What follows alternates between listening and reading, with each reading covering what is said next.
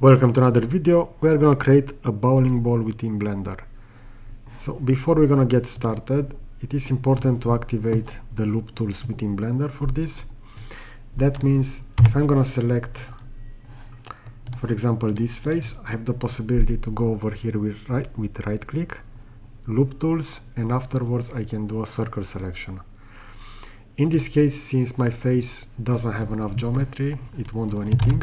But if I will add additional geometry, so for example like this, and I will have all 4 faces selected, I will go to LoopTools, circle, they will be converted like this within a circular shape.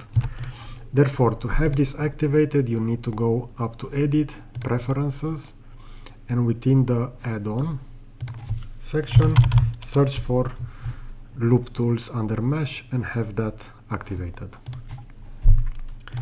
Okay, so now with that activated, I will delete the default cube. I will press Shift A and I will define a new UV sphere. I will open the panel for the values. So I will increase the segments to 64, the rings to 32, and I will choose the radius of the bowling ball to be 0.22 meters.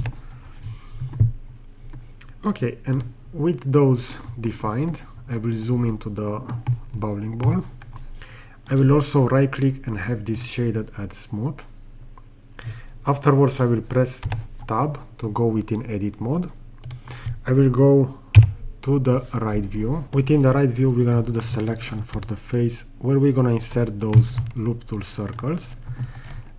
I will hold down the Shift key and I will select those 4 faces over here. I will leave 3 unselected elements over here, and afterwards I will do the selection over here. So we're gonna have 2 empty rows over there, and we're gonna do a similar selection on the other side while holding down the Shift key. Now, with this selection, I'm gonna press right click, go to LoopTools and activate the circle. Now we can use the extrude key in order to cut out those elements. So I'm going to press E for extrude and I will move my mouse towards the interior. Since we made this at 220 centimeters in diameter, I'm going to go with minus 0.3 for this. So if I'm going to rotate, I will see that 0.3 is quite a lot.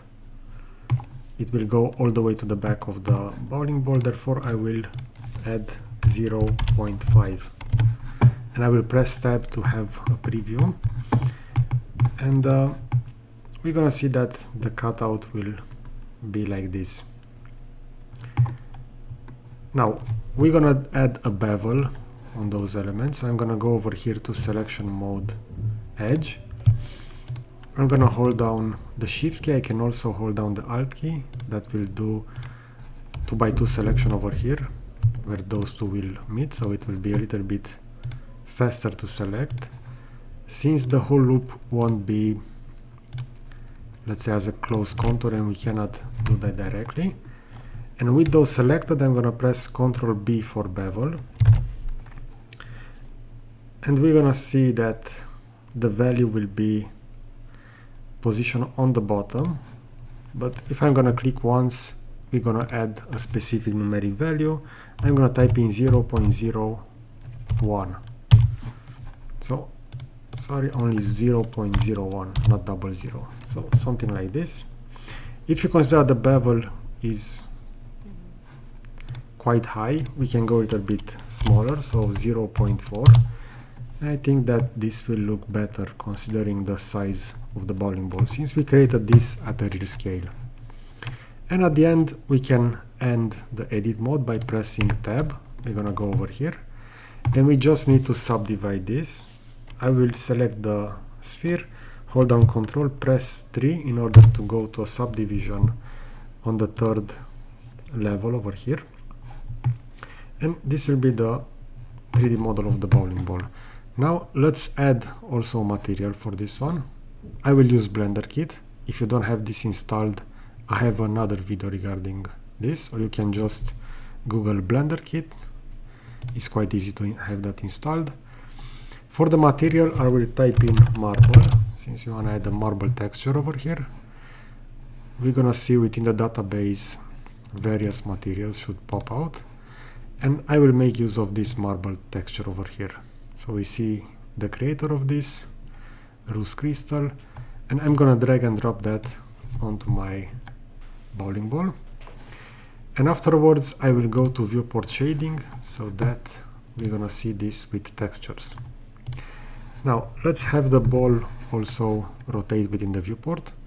I will expand the bottom section where we have the timeline. I will select the element over here. Afterwards I will go for rotation, and I will insert a keyframe over here. So I will press E, all channels, R,